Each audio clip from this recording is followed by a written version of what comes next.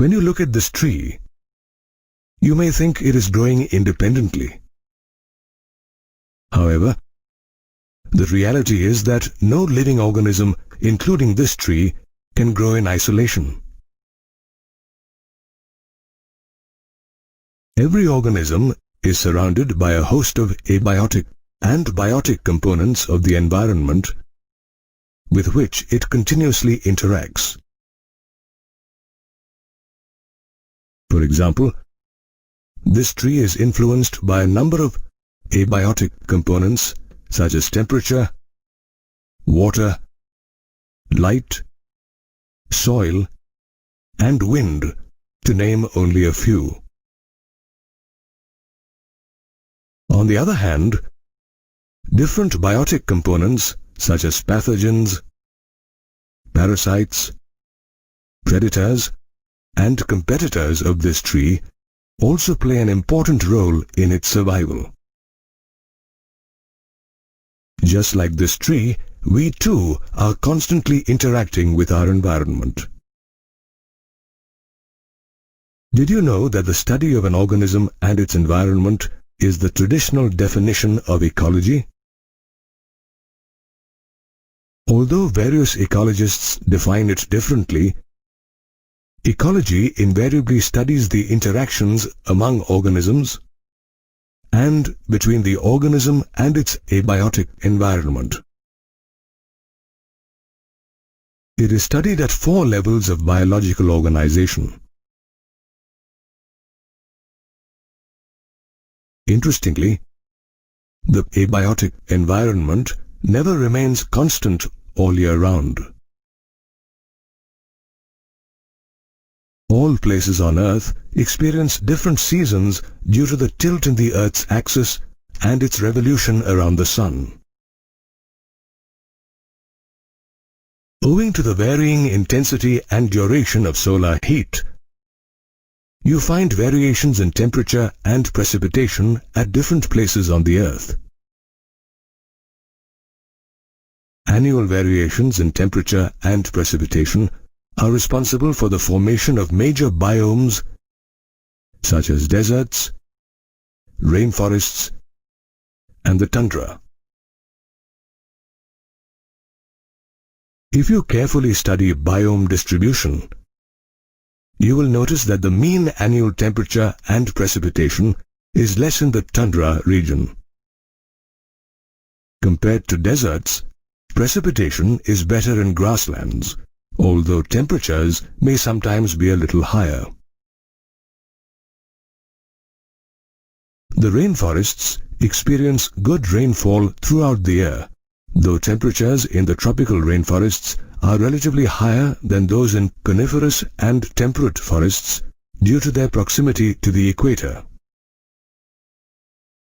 The climate in the rainforests is so amicable that they are inhabited by nearly 40 to 75% of the world's species. It is believed that many new species of flora and fauna are yet to be explored in these rainforests.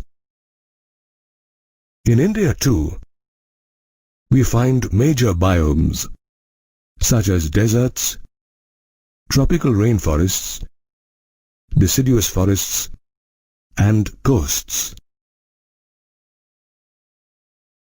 Apart from climatic changes, each biome is also affected by local and regional variations, which have resulted in the formation of a wide range of habitats. Some of these habitats are favorable, while others are harsh. The Valley of Flowers in Uttaranchal and the hilly regions of North, Northeast, and South India are some favorable habitats found in India, while some harsh habitats include the scorching Rajasthan desert, perpetually rain-soaked Meghalayan forests, permafrost regions in the Himalayas, mountain tops, boiling thermal springs in Uttaranchal and Sikkim, and deep ocean trenches in the Indian Ocean.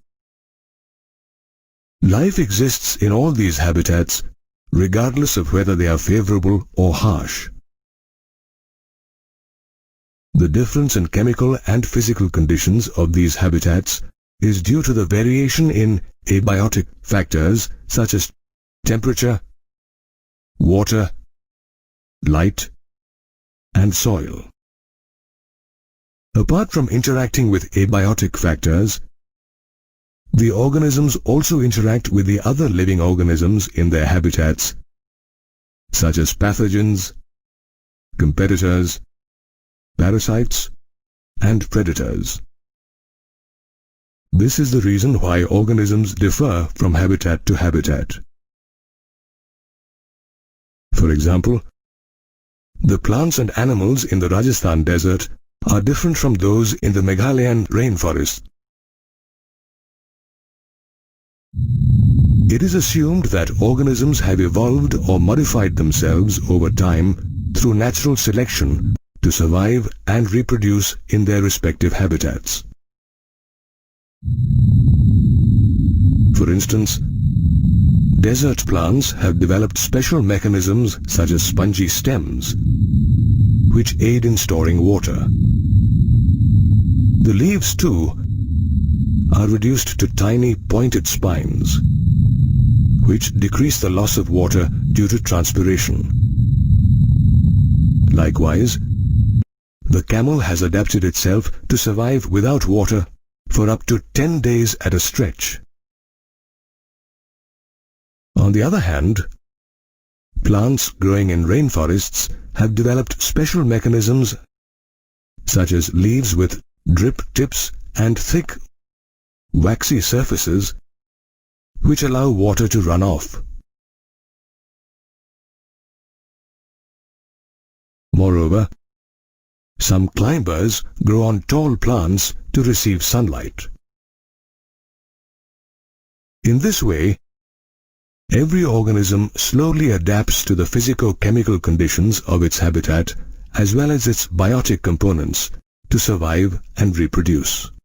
If you observe your environment, you will notice several physical or abiotic factors such as temperature, water, light, and soil.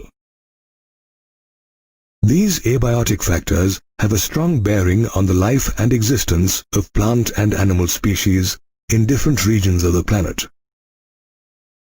Moreover, every organism adapts itself in various ways to these factors.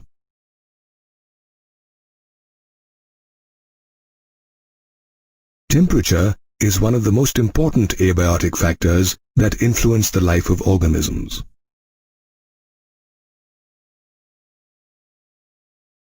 On Earth, the average temperature on land varies seasonally.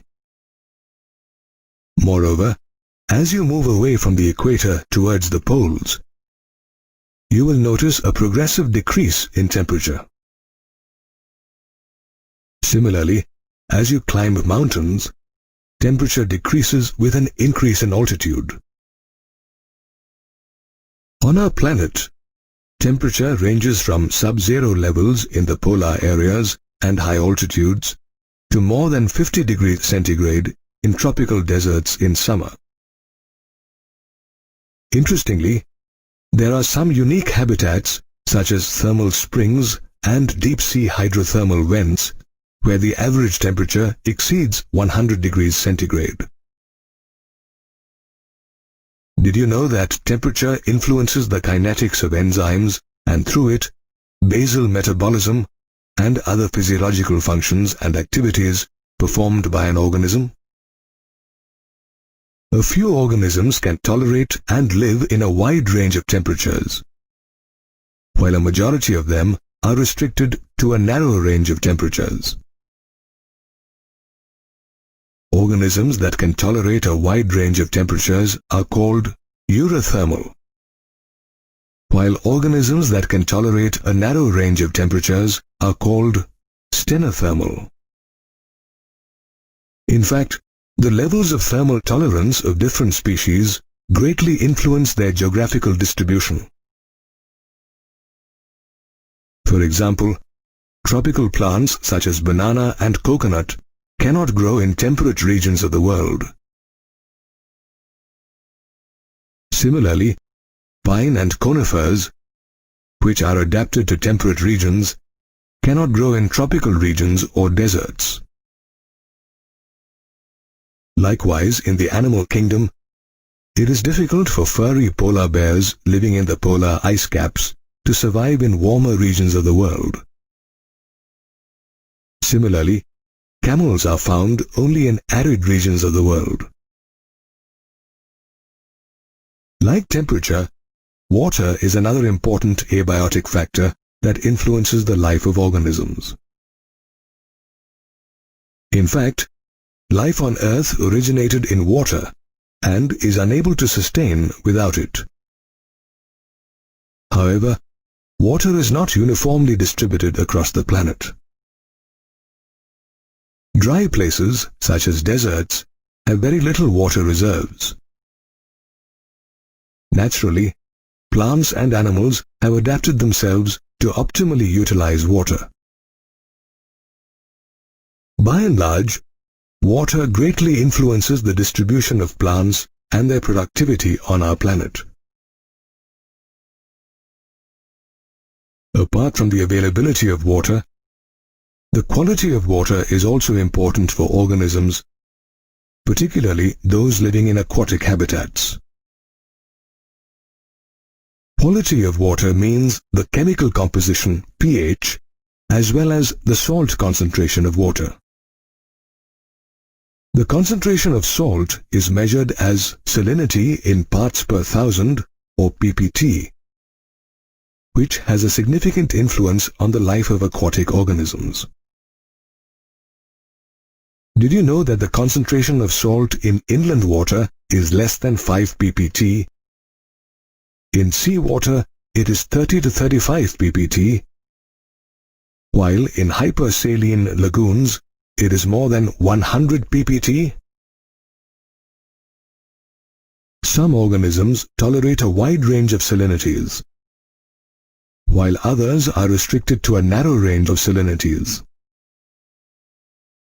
Organisms that can tolerate a wide range of salinities are known as euryhaline, while organisms that can tolerate a narrow range of salinities are known as stenohaline. This also explains why many freshwater organisms cannot live in seawater for long, and vice versa, as they would face osmotic problems.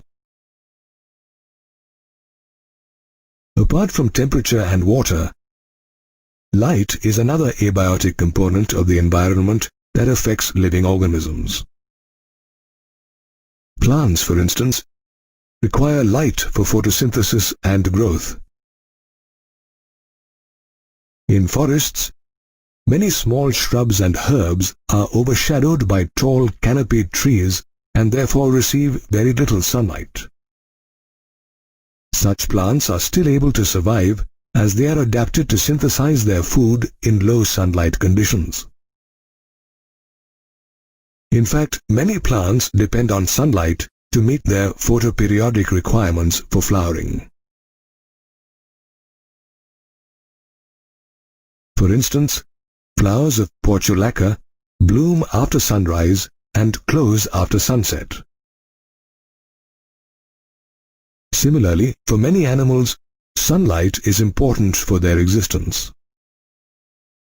The diurnal and seasonal variations in light intensity and photoperiod signal them that it is time for their foraging, reproductive, and migratory activities. Have you wondered how organisms survive in the deep sea? Organisms that live in deep waters make use of a different spectrum of light. When sunlight falls on the surface of water, a small percent is reflected back into the atmosphere, while the remaining filters downward. Did you know that the longer light rays of the light entering the sea are absorbed near the surface of the water, while the shortest light rays penetrate deep down? Thus, Photosynthesis in deeper waters occurs with blue and green rays, which are absorbed by the brown and red algae on the seabed. Interestingly, as the sun is the source of both light and temperature, the availability of light on land is closely linked with the temperature at any given place. Just as plants require light and water for their survival, they also require soil, another important abiotic component. On Earth, the nature and properties of soil varies in different places. The type of soil depends on the parent rock, climate, weathering process, how the soil is formed, and whether the soil is transported or sedimentary. Apart from these factors, various soil characteristics such as its composition, grain size, and soil aggregation determine its percolation and capacity to hold water. Characteristics such as pH and mineral composition of the soil and topography of the place greatly influence vegetation, which in turn determines the animals that can survive in that place. Similarly, in aquatic habitats, the sediment's characteristics determine the type of benthic animals that can survive there.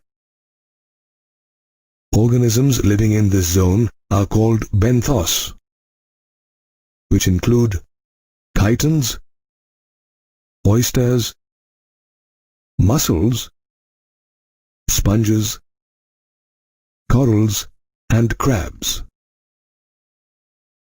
In this way, various organisms adapt themselves to different abiotic factors of the environment, which include temperature, water, light, and soil. Did you know that sweating in summer, shivering in winter, and seeing frogs in the rain and not in summer or winter are all responses to changing abiotic factors? Ever since organisms have come into existence on our planet, they have been evolving to survive better and reproduce in their habitats. However, the abiotic conditions of many habitats are never constant and keep changing significantly with time. These changes in abiotic conditions also affect the organisms living in that particular habitat.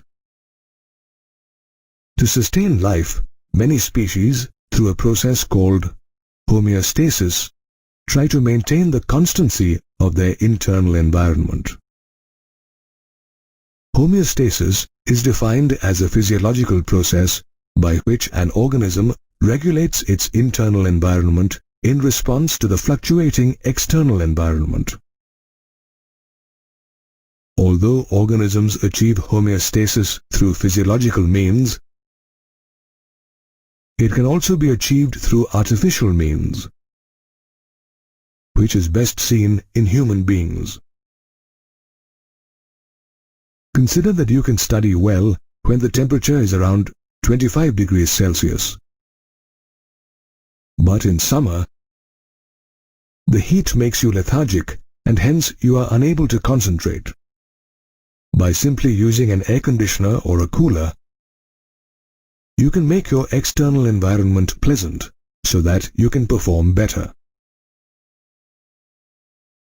Such artificial means do not exist for animals and plants in nature. So, how do they cope with such adverse situations? There are various ways by which organisms can respond to adverse external environments. They can regulate, conform, migrate, hibernate, estivate, or suspend themselves under such circumstances. Let's take a look at each situation. Organisms that are capable of maintaining homeostasis by physiological or behavioral means are called regulators. The mechanism by which organisms regulate their constant body temperature, irrespective of the external temperature, is called thermoregulation. Similarly, the mechanism by which organisms regulate a constant osmotic concentration, irrespective of the external osmotic concentration, is called osmoregulation. A few lower invertebrates and vertebrate species, along with birds and mammals, are capable of regulation. For instance, human beings are capable of regulating their body temperature and maintaining it at 37 degrees Celsius. For example, in summer, when the external temperature is more than our body temperature, we perspire a lot. This results in evaporative cooling, which lowers our body temperature. Likewise, in winter, when the external temperature is much lower than our body temperature, we shiver. Shivering generates heat and raises our body temperature. Such a mechanism is seen in mammals, but is absent in plants. Evolutionary biologists believe that the success of mammals is greatly due to their ability to maintain a constant body temperature, which enables them to survive in extreme climates. Some organisms that are unable to regulate their internal environment may partially regulate their internal environment or conform to external conditions. These organisms are known as conformers. Studies show that almost 99% of animals and nearly all plants belong to this category. The body temperature of such organisms changes according to the ambient temperature. Similarly, in the case of aquatic organisms, their osmotic concentration changes according to the ambient water osmotic concentration. Although maintaining a constant internal environment has advantages, conformers did not evolve into regulators. The reason is that processes like thermoregulation and osmoregulation consume a lot of energy, particularly in small animals, where heat loss or heat gain is a function of the surface area. Such animals have a larger surface area compared to their volume, and so they tend to lose their body heat very quickly when the outside temperature is low. Moreover, they consume a lot of energy to generate body heat, and this is why you rarely find small animals in the polar regions. Interestingly, during the course of evolution, the costs and benefits of maintaining a constant internal environment were taken into consideration, and thus some organisms have evolved to become regulators, while others have remained conformers. Sometimes, stressful external conditions may be localized or have a short duration. In such situations, organisms may migrate, hibernate, estivate, or suspend to survive.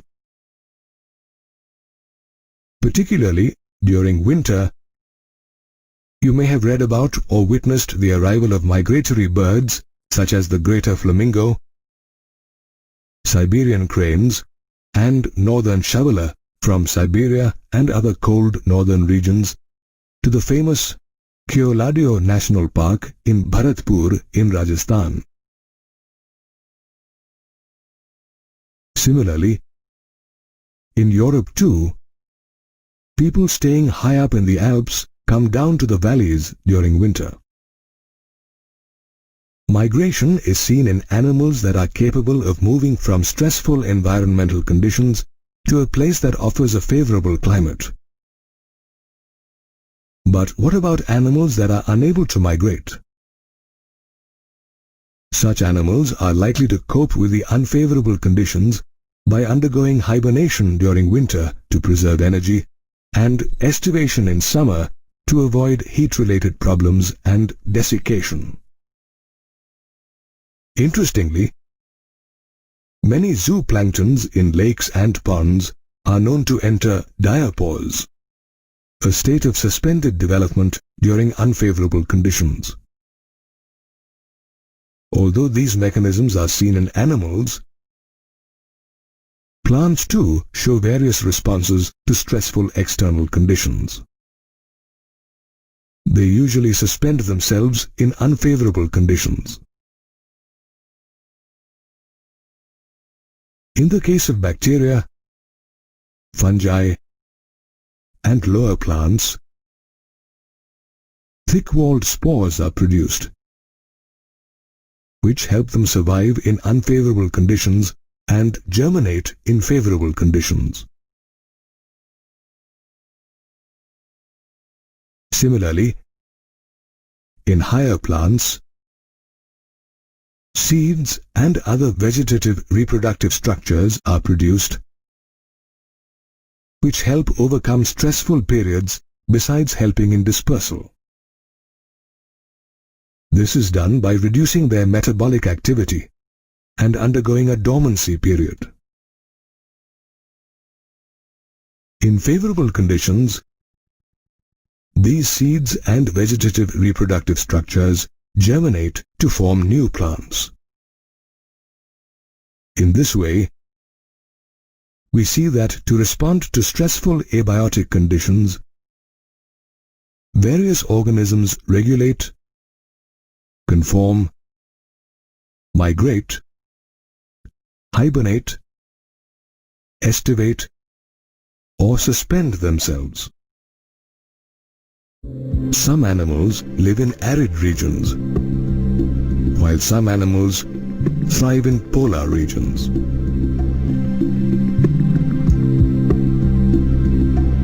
Plants in the tropical rainforests have drip tips and thick waxy surfaces that allow water to run off, while desert plants have spongy stems which store water and leaves reduced to tiny pointed spines. On our planet, every organism adapts to stressful environmental conditions through morphological, physiological, and behavioral means. In fact, the responses of these organisms are their adaptations to cope in unfavorable or stressful conditions. In other words, adaptation is any attribute of the organism that enables it to survive and reproduce in its habitat. Let's look at some of the morphological adaptations exhibited by organisms. Over the course of evolution, many adaptations have evolved and have been genetically fixed. Although life originated in water and is unable to sustain without it, some organisms can survive without water for days. In the case of the kangaroo rat in the North American deserts, the animal meets its water requirements by metabolic water. Metabolic water is released as a byproduct during oxidation of fat in its body. The body of this rodent is also capable of concentrating its urine so that very little water is used to remove waste products.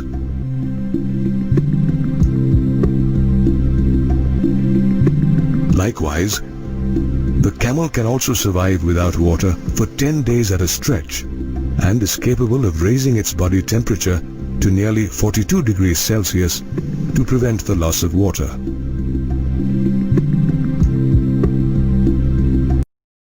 Similarly, many desert plants have a thick layer of cuticle on their leaves with their stomata embedded in deep pits to reduce the loss of water through transpiration.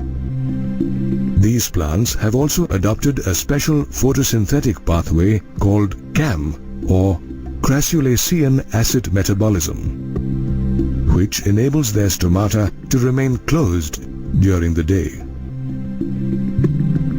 Some desert plants like the opuntia have leaves that are reduced to spines, and its flattened spongy stems perform photosynthesis. While some plants and animals have adapted to prevent the loss of water, some animals, particularly those found in colder regions, have adapted themselves to prevent the loss of heat. For instance, mammals from colder climates generally have shorter tails, limbs and ears, which help reduce loss of heat. This adaptation is called Allen's rule. Moreover, in the polar seas, aquatic mammals such as seals, whales and dolphins have a thick layer of fat known as blubber below their skin, which acts as an insulator and minimizes the loss of body heat. Apart from morphological adaptations, some organisms physiologically adapt themselves to respond to stressful situations. For example, as you ascend a mountain, atmospheric pressure and oxygen decrease, and you begin to experience altitude sickness. Its symptoms are fatigue, nausea, and palpitations. But in 2 to 3 days, your body gets acclimatized to such stressful conditions, after which you don't experience altitude sickness. This is because your body has increased the production of red blood cells, decreased the binding capacity of hemoglobin, and increased your rate of breathing to compensate for low levels of atmospheric oxygen. This also explains why tribes living in high altitudes have higher hemoglobin than those dwelling in the plains. While some organisms adapt themselves to live in high altitudes, a variety of marine invertebrates such as jellyfish, octopus, starfish, and fish such as the anglerfish and lanternfish thrive in deep ocean waters, where the pressure could be 100 times more than the normal atmospheric pressure. Such organisms show a fascinating array of biochemical adaptations to survive in such extreme conditions. Another interesting adaptation is by organisms found in harsh habitats such as deep-sea hydrothermal vents and hot springs, where temperatures exceed 100 degrees Celsius. Here, microbes belonging to the archaebacteria form flourish. While some organisms thrive in temperatures above 100 degrees Celsius, other organisms flourish in the Arctic and Antarctic waters, where temperatures are always below zero. Apart from physiological and morphological adaptations, some organisms also show behavioral adaptations to cope with their changing environment. For example, the desert lizard manages to keep its body temperature fairly constant by absorbing heat while lying in the sun when its body temperature is below normal.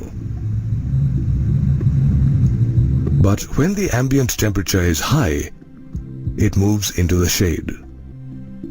Likewise, some organisms such as earthworms, frogs, moles, and snakes burrow into the soil to escape the above-ground heat.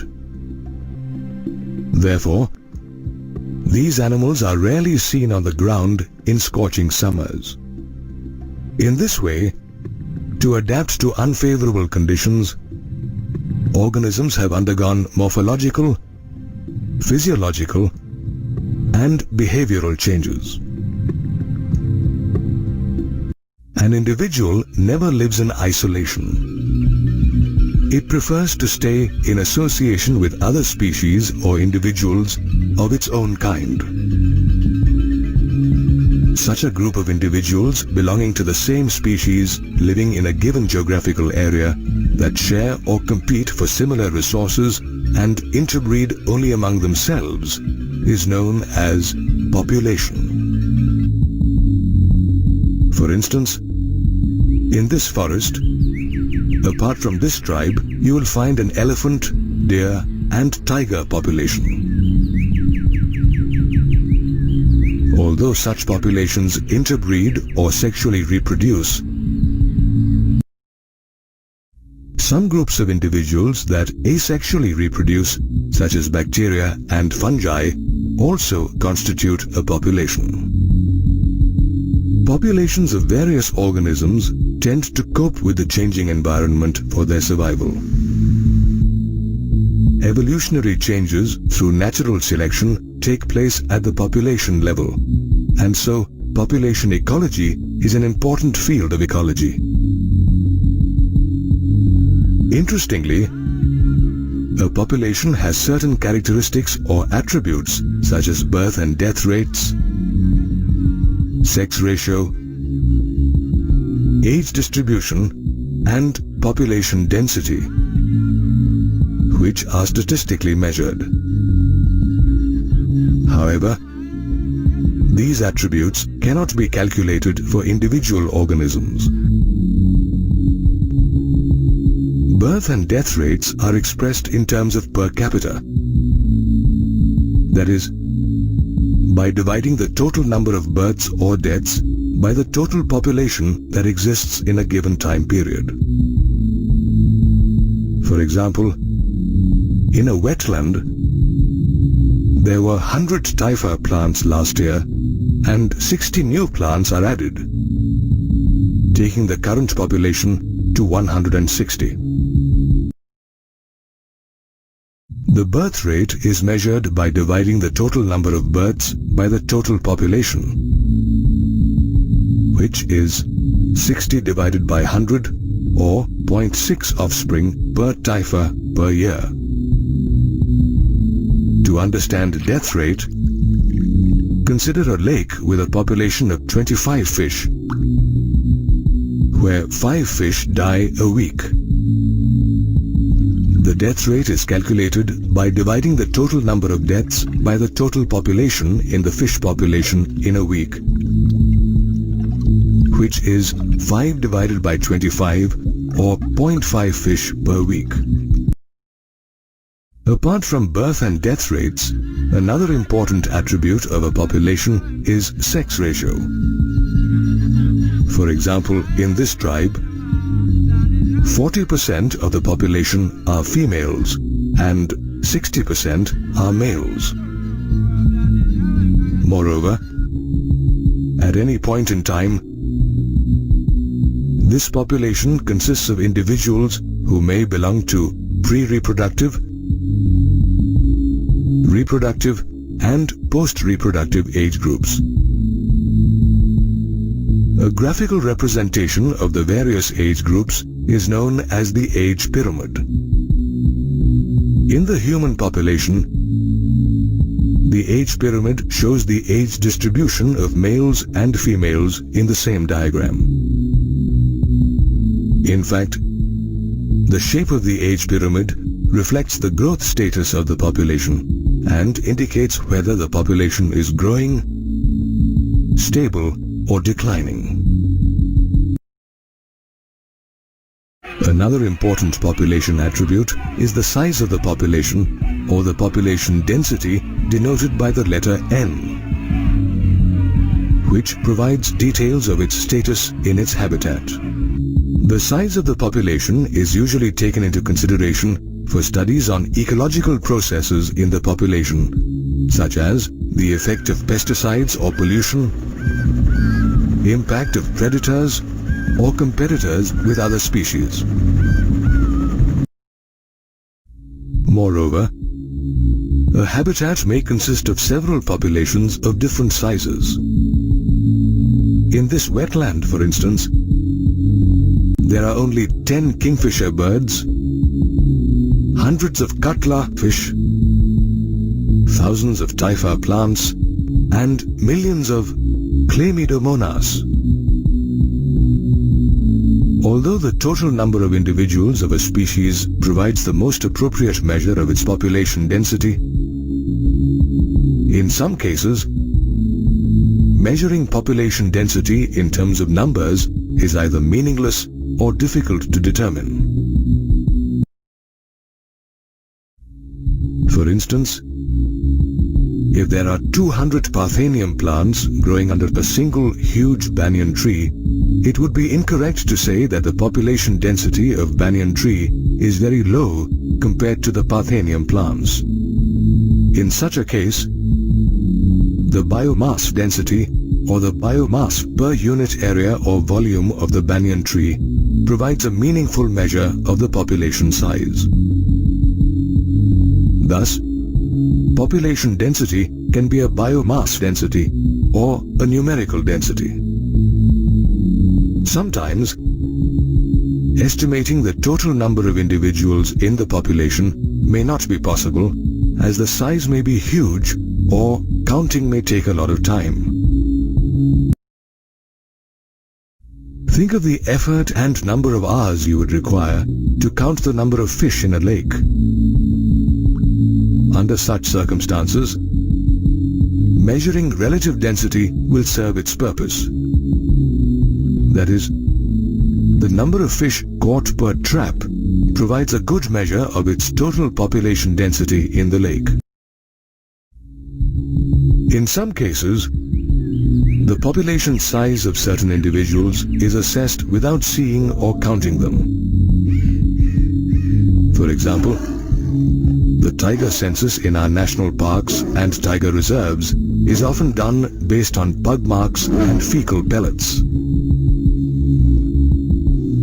Thus, population attributes provide important information about the organisms in a particular habitat, and they provide the basis for further ecological studies and research. Populations of all organisms on planet Earth are dynamic as they are constantly changing due to their interactions with various biotic and abiotic factors. At any point in time, in a population, some organisms are born, some die, some immigrate, while some emigrate. These four processes are known as natality, mortality, immigration, and emigration, respectively.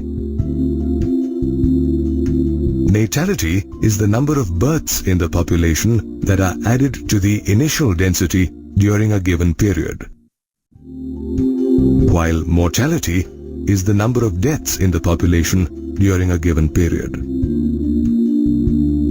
Immigration is the number of individuals of the same species that come into a particular habitat from elsewhere during a given period, while emigration is the number of individuals of a population who leave a particular habitat and go elsewhere during a given period. In a population, natality and immigration result in an increase in population density, while mortality and emigration result in a decrease in population density. Now, let's consider this flow diagram where n is the population density at time t. Now, the density at time t plus 1 can be calculated as shown. Although the number of births and deaths greatly influence population density, in some cases, immigration and emigration assume importance.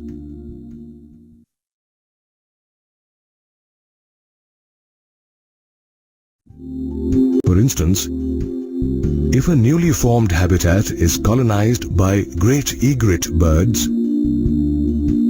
the immigration of the egrets has a greater significance in determining the population density rather than the natality in this population. Likewise, if most of these birds fly to another wetland, then the emigration of these birds has a significant contribution to determining population density rather than deaths in this population. Thus, populations grow through births and immigration and decline through deaths and emigration. Growth is the most fundamental dynamic feature exhibited by populations. Interestingly, population growth exhibits two patterns: exponential growth and logistic growth. Let's understand these patterns in detail. When resources available to the individuals in a population are unlimited, there is a tendency of the individuals to grow exponentially or in a geometric manner. This behavior was observed by Charles Darwin while he was developing his theory of natural selection. He also showed that a slow-growing animal, such as the elephant, could also reach enormous numbers if resources such as food and space were inexhaustible. Let's take the example of the pistia plant. When it is introduced in a water body, due to unlimited food and space, these plants grow exponentially and cover the entire water body in a matter of a few days. Considering the population size as N, birth rates as B, and death rates as D, the increase or decrease in population size during a unit time period T is as shown. The difference between the birth and death rates provides the value of R, or the intrinsic rate of natural increase. This is a very important parameter for measuring the impact of biotic or abiotic factors on population growth. The intrinsic rate of natural increase is a measure of the inherent potential of a population to grow.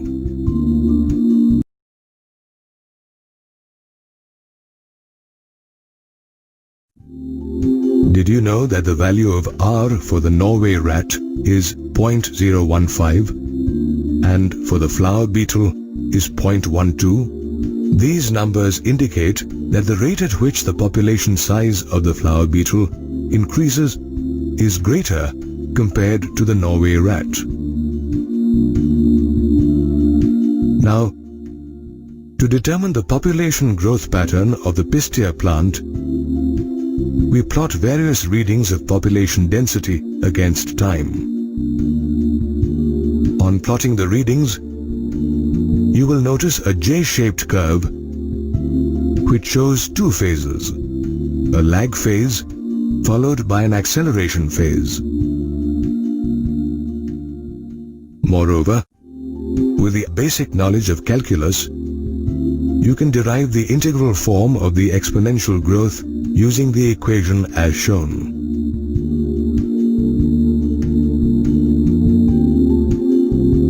Thus, an exponential growth pattern is seen when resources are unlimited.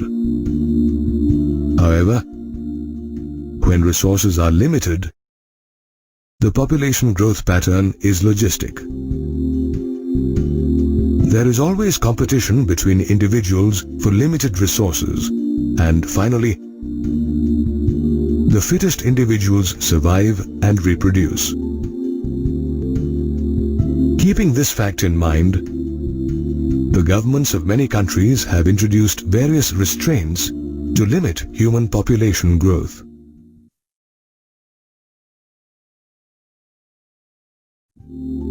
In fact, in nature, a given habitat has sufficient resources to support a maximum number of individuals, beyond which no further growth is possible. This maximum capacity or limit is called the carrying capacity of the species in that habitat, which is denoted by the letter K. Let us consider the population growth pattern of the mandarin duck in this wetland. For this, we plot various readings of population density against time. On plotting the readings, you will notice an S-shaped curve or a sigmoid curve. From the graph, you can see that for a population growing in a habitat with limited resources, there are three phases. Initially, a lag phase, followed by phases of acceleration and deceleration, and finally, an asymptote, when the population density reaches the carrying capacity. The logistic growth is also known as Verhulst-Pearl logistic growth, after the scientists Pierre-François Verhulst and Raymond Pearl, and is described by the equation as shown. In nature, as the resources available for growth are limited, the logistic growth model is considered a more realistic one. Thus, we can say that population density is dynamic and the growth of the population is dependent on the resources available. In every habitat, microbes, plants, and animals interact in various ways to form a community. When populations of two different species interact, it leads to interspecific interactions. Such interactions may benefit, harm, or have a neutral effect on one or both species. In mutualism, both species benefit from interaction, while in commensalism, the interspecific interaction is beneficial to one species and neutral to the other.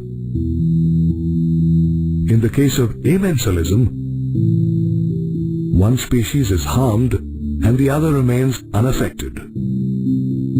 Let's begin with mutualism.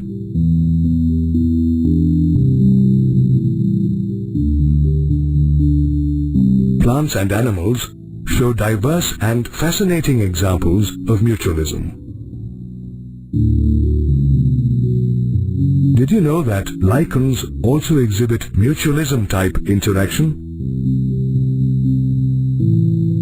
In lichens, algal and fungal partners live together by mutually benefiting each other.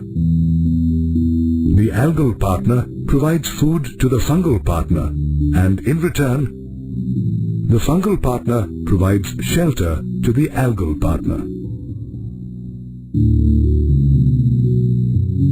Likewise, some higher plants also show mycorrhizal association, in which fungi are connected to the roots of the plant. The fungi help the plant absorb nutrients from the soil, while the plant provides food in the form of carbohydrates to the fungi.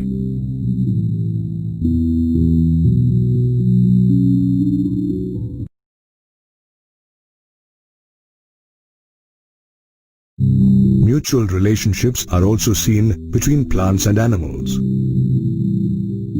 For example, plants take the help of insects, birds and animals for pollination, as well as dispersal of seeds. In return, plants provide these pollinators with juicy nectar, and seed dispersers with nutritious fruits. In fact, a given fig species is pollinated only by its partner wasp species and no other species. The wasp serves as a pollinator, while the fruit serves as an oviposition or egg-laying site. In addition, the developing seeds inside the fruit provide nutrition to the growing larvae. Mutualism is also seen in many orchids that have evolved to attract the right pollinator insect and ensure that pollination takes place. A fascinating example is the case of a Mediterranean orchid called Ophrys, which uses sexual deceit to get pollinated by a bee species. One of the petals of this orchid resembles a female bee in size, color, and markings. A male bee gets attracted to this petal, which he perceives as a female, and pseudo-copulates with the flower. During this process, the pollen of this flower gets dusted on the bee. Now, when this bee pseudo-copulates with another flower, it transfers the pollen to this flower, thereby pollinating it. However, during evolution, if the female bee's color patterns change, then the success of pollination will decrease unless the orchid flower co-evolves such that its petals continue to resemble the female bee. This is how co-evolution operates in nature.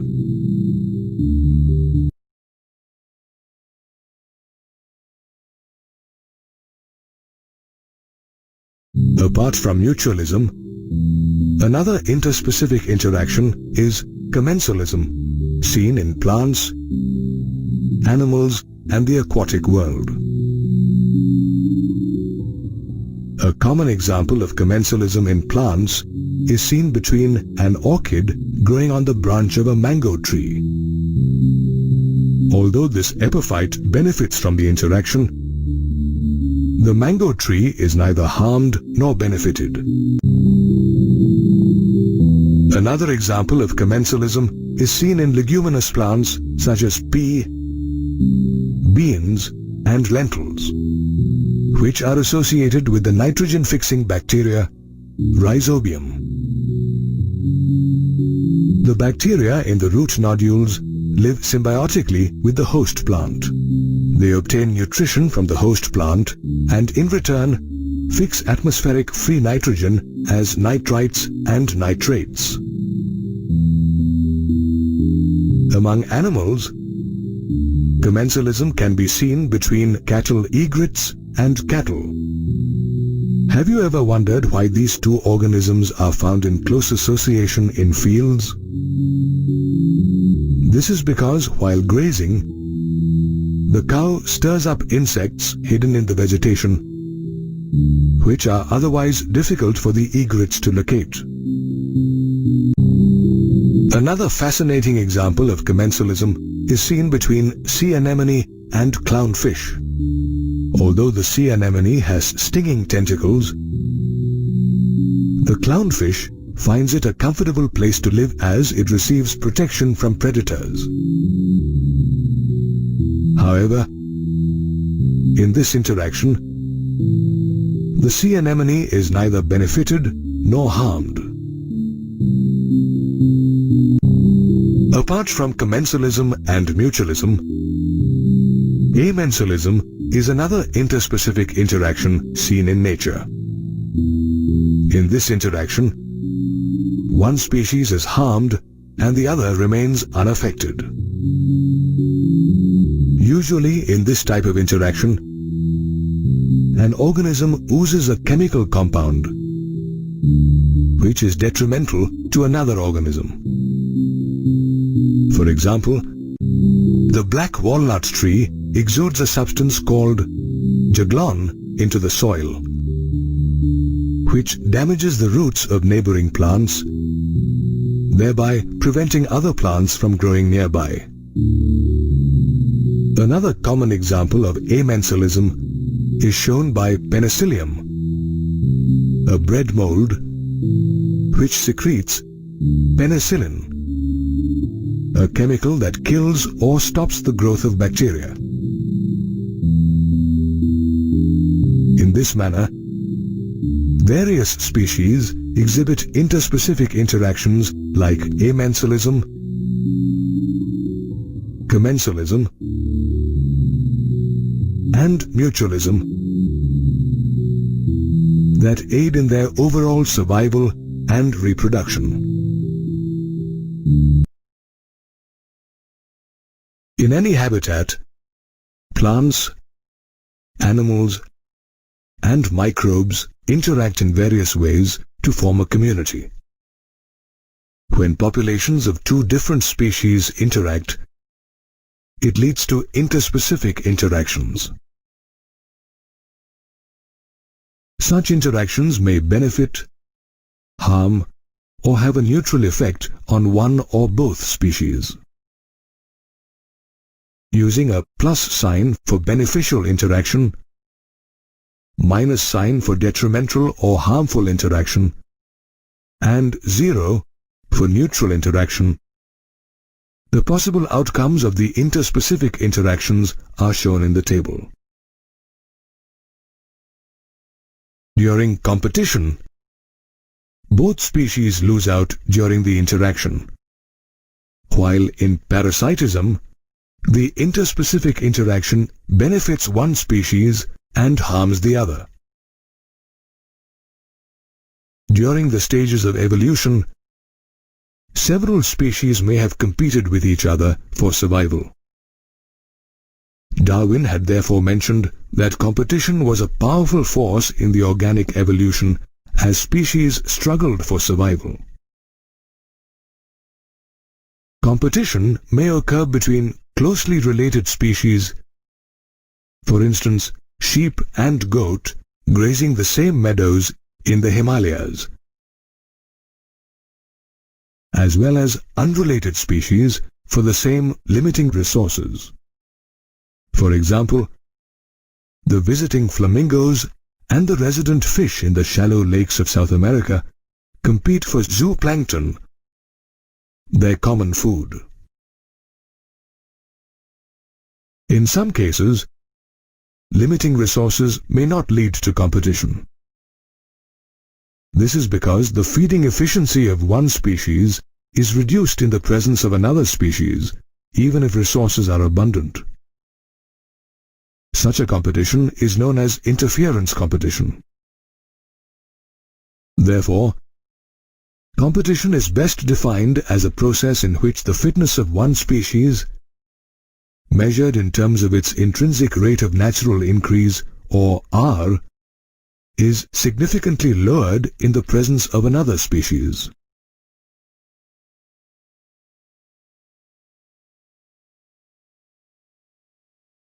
To explain competitive release, Connell conducted field experiments on the rocky sea coasts of Scotland using Balanus and Cathamalus. The experiment showed that the larger and competitively superior barnacle Balanus dominated the intertidal area and excluded the smaller barnacle Cathamalus from that zone.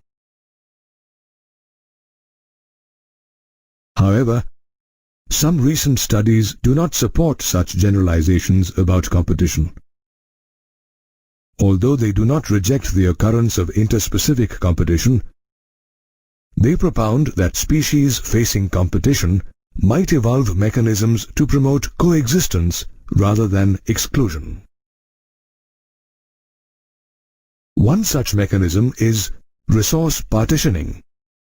That is, if two species compete for the same resource, they could avoid competition by choosing different developing or foraging patterns. For example, Two competing species of monkey that consume the fruit of the same species of tree will avoid competition by choosing different trees growing in the same forest. An experiment conducted by MacArthur showed that 5 closely related species of warblers living on the same tree were able to avoid competition and coexist due to behavioral differences in their foraging activities. Apart from competition, parasitism is another interspecific interaction observed in nature. In a parasitic mode of life, the parasite gets food from the host. Thus, parasitism is advantageous and has developed in many taxonomic groups from plants to higher vertebrates.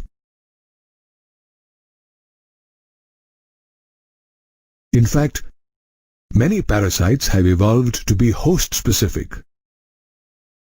In such cases, both the host and the parasite tend to co-evolve. That is, if the host develops special mechanisms for resisting its parasite, the parasite too evolves mechanisms to counteract them to continue its association with the same host species. For instance, secretions from the human digestive system help to kill parasites that enter it, while the parasites adapt themselves to resist their host. Besides, many parasites have a complex life cycle as they depend on one or two intermediate hosts or vectors. Did you know that the female mosquito is not a parasite, but is a vector as it carries the malarial parasite Plasmodium? Depending on where parasites live, they are classified as ectoparasites or endoparasites. Parasites that feed on the surface of a host are called ectoparasites, while those that live inside a host are called endoparasites. Some common examples of ectoparasites are ticks, lice, and cuscuta. On the other hand, tapeworms and hookworms are examples of endoparasites. Although the life cycles of these parasites have become complex, their morphological and anatomical features have simplified. Since parasites are partially or totally dependent on a host, they have developed special adaptations such as the loss of a digestive system and other unnecessary sense organs such as eyes, a high reproductive capacity, and the presence of adhesive organs or suckers to hold on to the host. Studies show that a large number of parasites are detrimental to their hosts as they make them more susceptible to predation by making them physically weak, reduce their growth, survival, reproduction, as well as reduce the size of their population. Interestingly, a few birds show brood parasitism, in which the parasitic bird lays its eggs in a host's nest for incubation. Additionally, during the course of evolution, the eggs of such parasitic birds have grown to resemble the host's eggs with regard to size and color to minimize the chances of being detected by the host bird. Thus, interspecific interactions such as parasitism and competition guarantee the survival and reproduction of species. On Earth, no single habitat exists with just one species. All species on this planet not only coexist, but also depend on each other for their survival. Plants, for instance, need soil microbes to decompose organic matter into inorganic nutrients which are needed for their growth. Also, many plants depend on birds and insects for pollination. Just as plants depend on animals for their existence, animals too depend on plants directly or indirectly for their survival. As a result, in any habitat, plants, animals, and microbes interact in various ways to form a community. When populations of two different species interact, it leads to interspecific interactions. Such interactions may benefit, harm, or have a neutral effect on one or both species. Using a plus sign for beneficial interaction, a minus sign for detrimental or harmful interaction, and a 0 for neutral interaction, the possible outcomes of interspecific interactions is shown in the table. When both species benefit from the interaction, it results in mutualism. On the other hand, if both species lose out during the interaction, it results in competition. In both parasitism and predation, the interspecific interaction benefits one species while it harms the other species. However, when interspecific interaction is beneficial to one species and neutral to the other, the interaction is known as commensalism. On the other hand, if the interaction of one species is harmed and the other is unaffected, the interaction is known as amensalism. Interestingly, a common feature seen in predation, parasitism, and commensalism is that the interacting species live close together. Let's look at predation in detail. When members of one species called the predator feeds on another species called the prey, the interaction is known as predation. For plants, herbivores are the predators, which in turn are predated by carnivores. In fact, predation helps in the transfer of energy from one trophic level to another.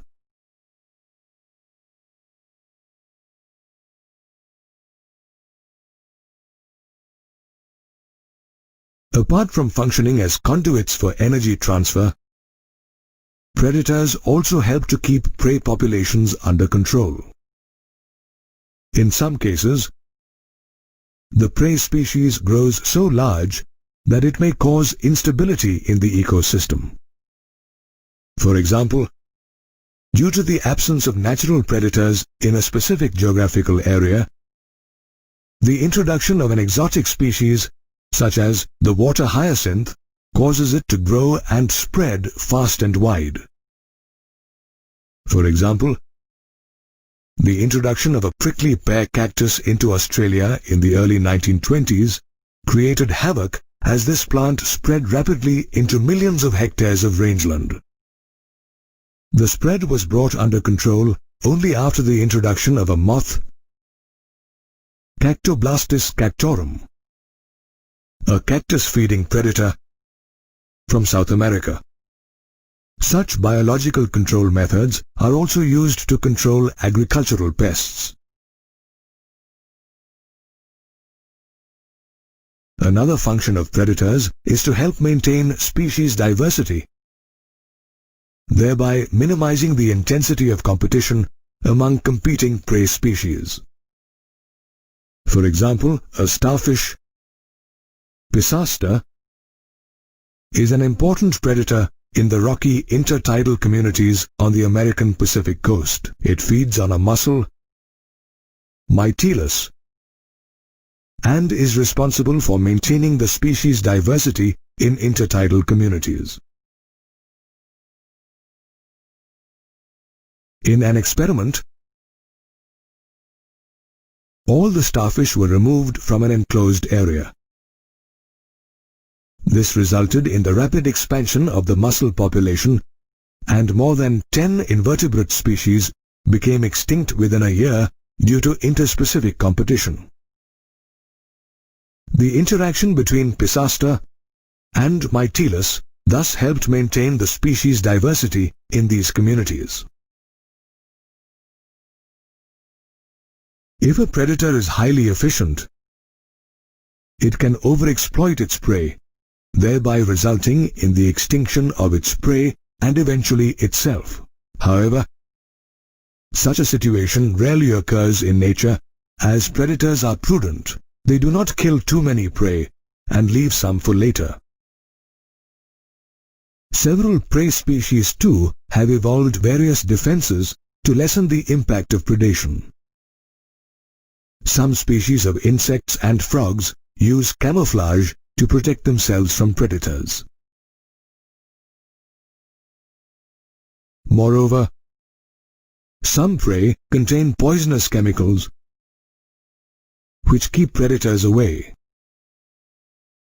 For instance, the monarch butterfly contains a chemical that makes it highly distasteful to predator birds.